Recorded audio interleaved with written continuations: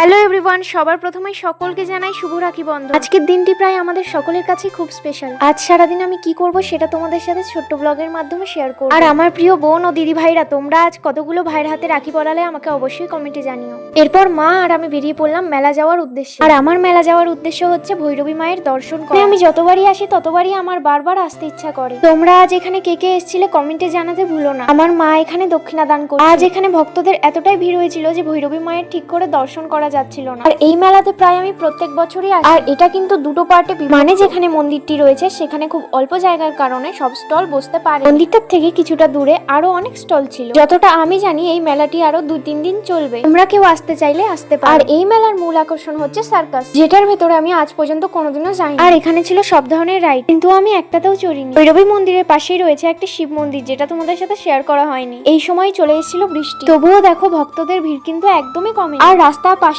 নানা ধরনের অনেক স্টল ছিল। এখন এখান থেকে আমরা বেরোবো। জয় মা ভৈরবী। আবার নেক্সট টাইম খুব তাড়াতাড়ি আসবো। ভিডিওটা ভালো লেগে থাকলে একটা লাইক করে দিও।